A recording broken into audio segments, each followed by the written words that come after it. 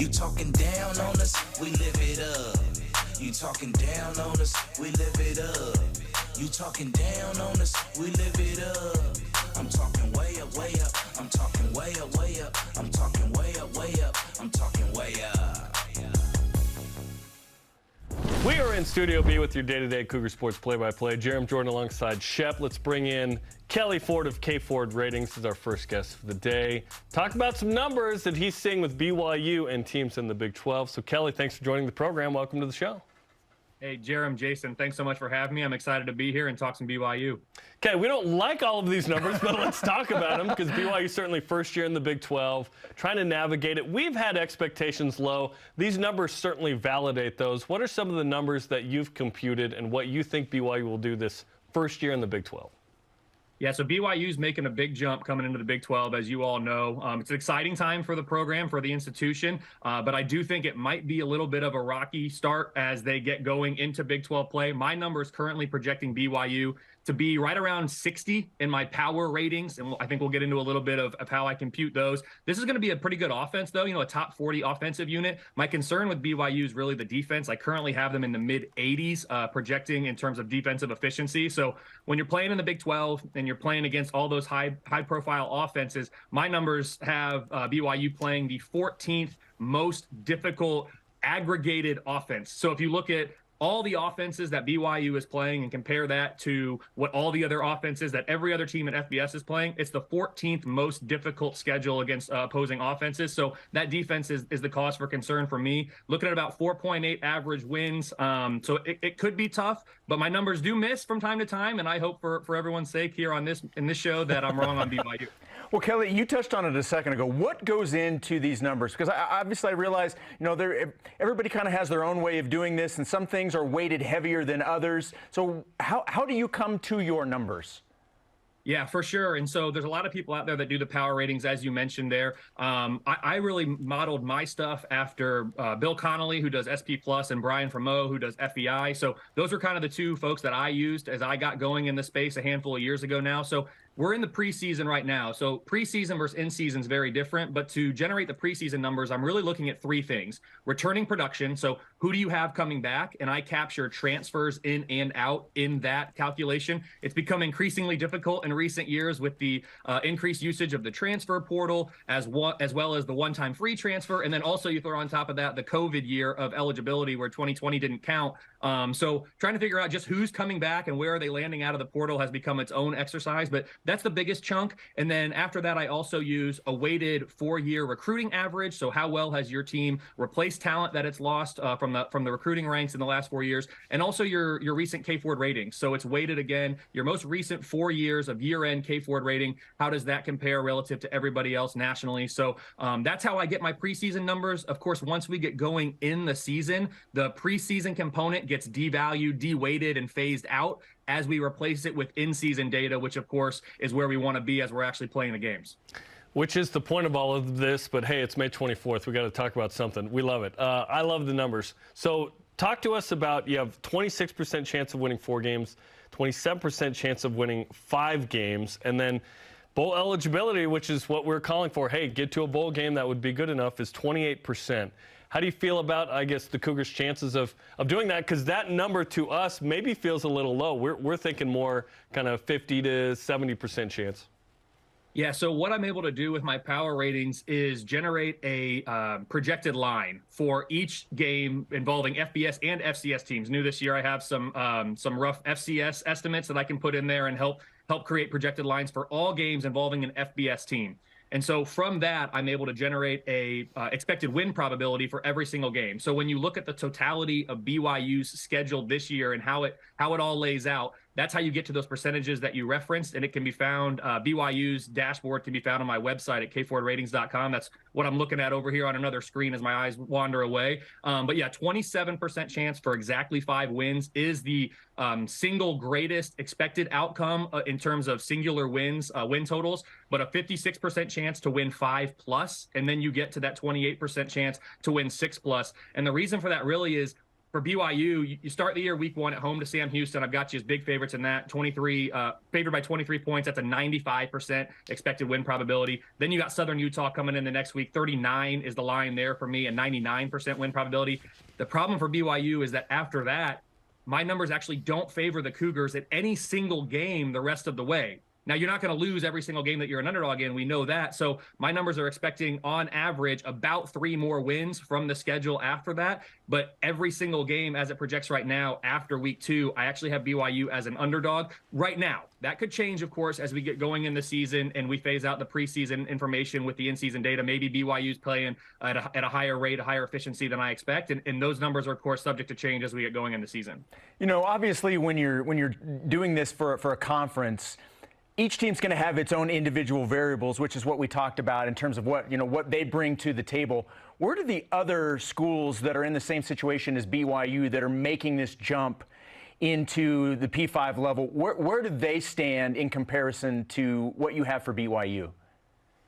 Yeah, it's a great question, and I've been there's a lot of change in college athletics in terms of membership and conference affiliation. So I've learned as we've undergone some of these changes in recent years. Last year with James Madison coming from the FCS, of course, we have 2 more this year doing that as well. My process is constantly evolving. I'm constantly learning, so I feel like I'm in a better place now than I was a year ago, trying to deal with teams changing conferences and really changing levels of competition, if you will, from G5 to Power 5 or FCS to FBS.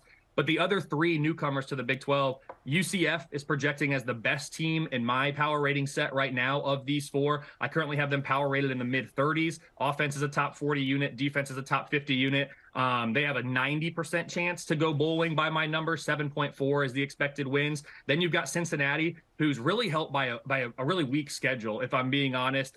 Their schedule grades out as the 60th most difficult in all of FBS. There are 69 Power 5 teams, so there's only 9 Power 5 teams that have a, quote, easier schedule than Cincinnati, just how it all broke this year. So projecting them in the mid-40s, a really good defense, top 25 unit. It's actually their offense that gives me a little pause for concern in the mid-60s, 6.7 projected wins. And then Houston, probably the closest comp to BYU right now in terms of the power ratings. I have them power rated in the mid-50s, a great offense, top 50 unit, but the defense is really concerning to me. They're sub 100 on the defensive side of the ball right now.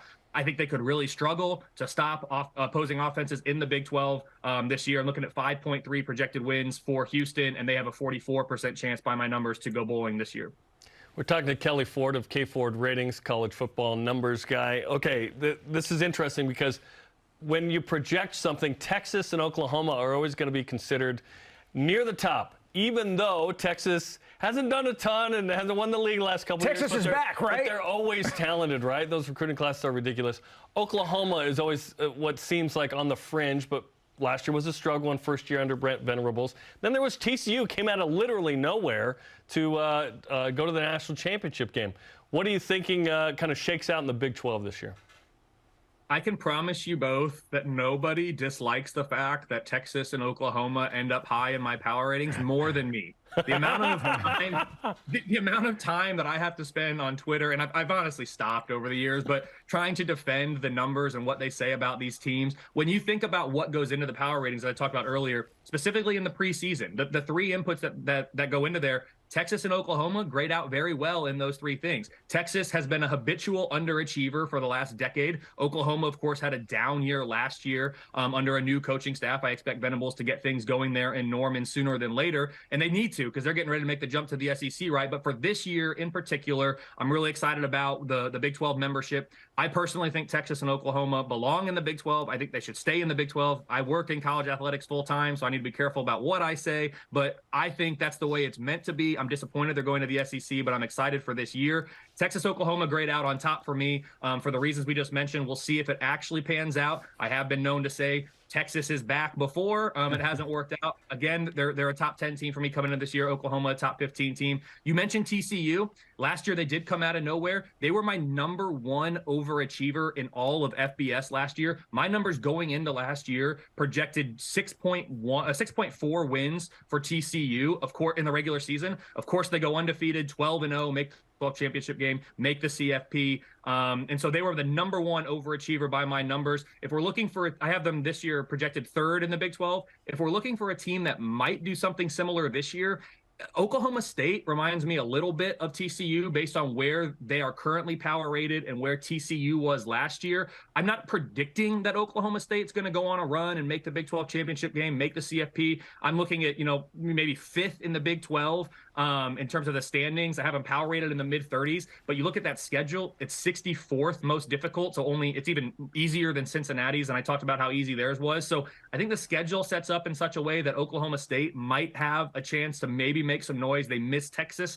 in Big 12 play, which I think is huge for your prospects. So yeah, the Big 12, it's unpredictable. It's exciting. It's one of my favorite conferences out there. And I can't wait for this 1 year. We're going to have the 14-team Big 12. I think it's going to be great. And if I'm being completely honest, I wouldn't be mad if Texas and Oklahoma both missed out on the championship game on their way out the door because I am a little bitter. I'm a little bitter that they're leaving. Look, one more question before we let you go. The thing that we really want to know and our fans want to know, please just at least tell us that you think the Big 12 is better than the Pac-12 this year, right?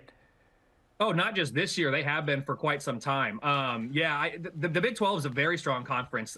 They were among the strongest last year. When you look top to bottom, there's no league that can compare with the Big 12. In football, men's basketball, that's a whole nother conversation. But in football, especially top to bottom, there's no league that can compete with the Big 12. I'm looking at Kansas as my worst power rated team this year. And I know folks in Lawrence are rolling their eyes because they had a great year last year, but my numbers are suggesting that was the anomaly, not the normal, right? So maybe a little bit of regression to the mean. Still going to be a good team this year. I have them power rated 63rd. There is no other league out there, though, whose worst team, especially in a 14-team league, is power rated at 63. I mean, that is FBS average, and that's your worst. So while the Big 12 might not have as much firepower at the top, when I'm talking, the very elite teams in college football, those reside in the SEC, the Big Ten. While they might not have a team like that, Texas and Oklahoma are going to give it a run this year by my numbers, and the bottom is so strong. There's really not much of a comparison based on the numbers between the Big 12 and the Pac-12, and that's nothing against the Pac-12.